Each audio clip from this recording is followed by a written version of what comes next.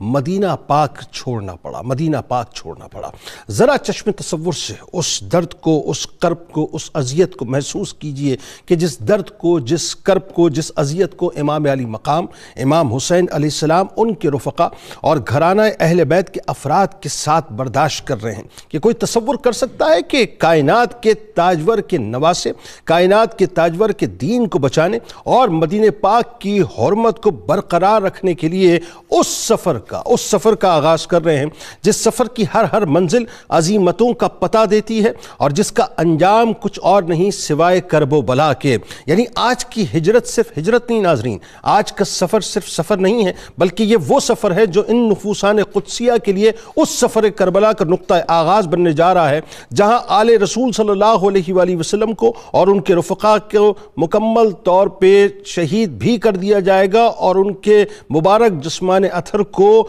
گھوڑوں کی ٹاپوں سے روندھا بھی جائے گا۔ ناظرین کرام، کم و بیش 82 نفوس قدسیہ پر مشتمل قافلہ حسینی تیار ہے، جس میں 19 دن کے ننھے معصوم علی اصغر علیہ السلام بھی ہیں۔ ایک لمحے تصور کیجئے کہ اس سفر کی ابتدا کے وقت امام علی مقام امام حسین علیہ السلام کی کیفیت قلبی کا کیا عالم ہوگا۔ وطن کو چھوڑنا ناظرین کب کسی کے لیے آسان ہوا کرتا ہے، ذرا سوچیے تو صحیح۔ پھر وطن وہ کہ اگر مدینہ پاک جیسا ہو تو کتنا مشکل ہوگا، اور ہستی بھی وہ جو امام علی مقام امام حسین علیہ السلام جیسی ہو۔ یعنی فیصلہ کرنا کسی قیامت صغریٰ سے کم نہ ہوگا کہ آج کے بعد جنتی نوجوانوں کے سردار، جنت کے مالک و مختار، یعنی اپنے نانا جان کے مدینے میں نہیں رہیں گے، اب امی جان سیدہ کائنات بی بی فاطمہ الزہرا سلام اللہ علیہا کے سائے میں نہیں رہیں گے، اب بقی میں آنا جانا نہ ہوگا، اب روضہ اطہر پر سلام نہ ہوگا، اب اس مقدس سرزمین پر چلنا پھرنا نہ ہوگا جہاں امام علی مقام امام حسین علیہ السلام کی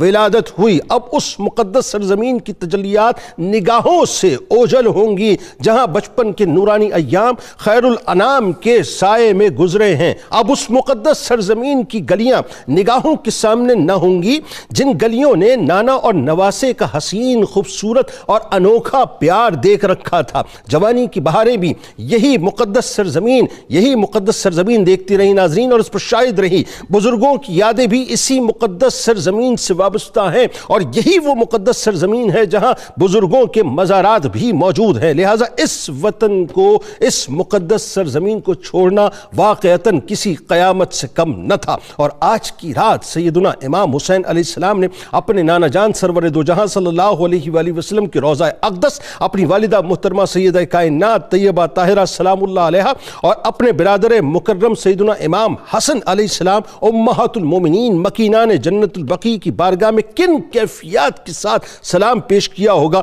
چشم فلک نے ان مناظر کو محفوظ تو کیا ہوگا، مگر وہ مناظر ناظرین میں یقین مانیے بیان کے بیان سے باہر ہیں۔ ناظرین کرام، ایک قیامت خیز منظر وہ تھا، ایک قیامت وہ تھی جب سرور دو جہاں صلی اللہ علیہ وآلہ وسلم کو اپنے جد کے مکہ پاک چھوڑنا پڑا، اور ایک قیامت یہ ہے کہ امام علی مقام امام حسین علیہ السلام کو اپنے جد کا مدینہ پاک چھوڑنا پڑا کہ وہ ہجرت بھی دین کے لیے تھی، یہ ہجرت بھی دین کے لیے ہے۔ وہ بھی امر بالمعروف و نہی عن المنکر کے لیے چلے تھے، یہ بھی امر بالمعروف و نہی عن المنکر کے لیے چلے ہیں۔ انہوں نے بھی عظیمت کا راستہ چنا، یہ بھی عظیمت کے راستے پر چلے۔ وہاں مکہ پاک کے تقدس کا سوال تھا، یہاں مدینہ پاک کے تقدس کا سوال ہے۔ وہاں امت کے فرعون کا سامنا تھا، یا وقت کی یزید کا سامنا ہے۔ وہ بھی نہ جھکے نہ ڈرے، اور یہ بھی نہ جھکے نہ ڈرے، بلکہ آج کے دن سرور دو جہاں صلی اللہ علیہ وآلہ وسلم کے نواسے حق اور باطل کے درمیان اپنے اصولی موقف پہ رہتے ہوئے، یعنی رہتی دنیا تک ایک واضح لکیر کھینچتے ہوئے نظر آتے ہیں،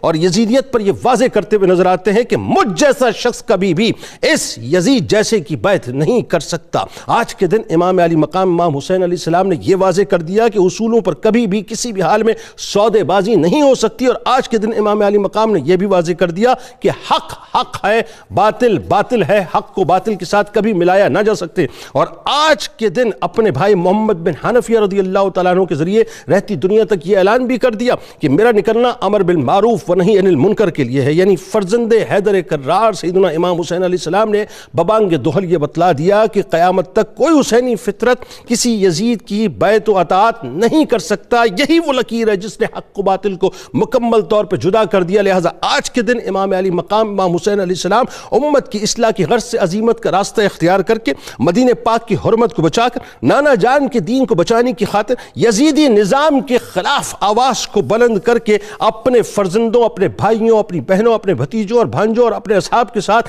مکہ پاک سے ناظرین یعنی مدینہ پاک سے مکہ پاک روانہ ہو چکے ہیں کہ تو نے صداقتوں کا نہ سودا کیا حسین، تو نے صداقتوں کا نہ سودا کیا حسین، باطل کے دل میں رہ گئی حسرت خرید کی۔ آغاز